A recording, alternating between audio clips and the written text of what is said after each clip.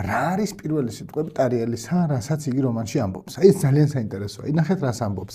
წარმოიდგინეთ სიტუაციას, ეგ ავთანდილი ტარიელს ჩუმად უკან გაყვა, ის მივიდა გამოქვაბულთან, ავთანდილი ხმა არ გაუგონია. დიახ. არავინ არ იცის ვამეო, რომელიც თქვა იქ 4 წლის წინ, იმის გარდა ტარიელს ჯერ რომანში ხმა არ ამოუღია. აი აქ პირველი სიტყვები. ავთანდილი ისმენს ამას ჩუმად ხეზე მჯდომი. ყმამან უთხრა დაო ასმად. ხიდნის ღვასა ჩაგვიცვივდეს. ვეღარ მივხვდეთ ჟამიერად ჩვენ ვისნიცა ცეცხლი გწვიდეს. ესე თქვა და მკერცა ხელნი იკრაცრემლნი გადმოსწვიმდეს. ქალი შებრნდა მოეხვია ერთმანეთსა სისხლით წმიდეს. ესე იგი რა გამოდის?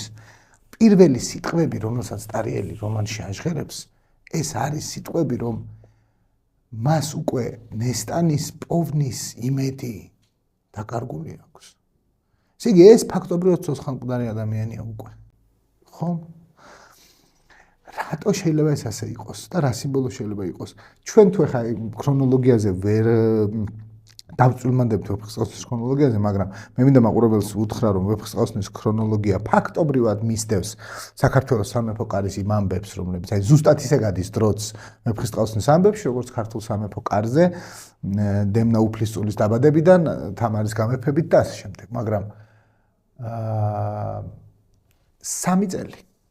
ესე იგი, აი იმ წერტილში, როდესაც როსტევანი და ავთანდილი შეხვდებიან უცხო მოყმეს, 3 წელია გასული ნესტან დარეჯანის დაკარგვიდან. ესე იგი, 3 წელიწადი მნიშვნელოვანია ვეფხისტყაოსანში. ესე იგი, 3 წელი არის ის დრო, როდესაც ან უნდა იპოვო ის, რაც სამყაროში არსებობს, ან ვერ იპოვი.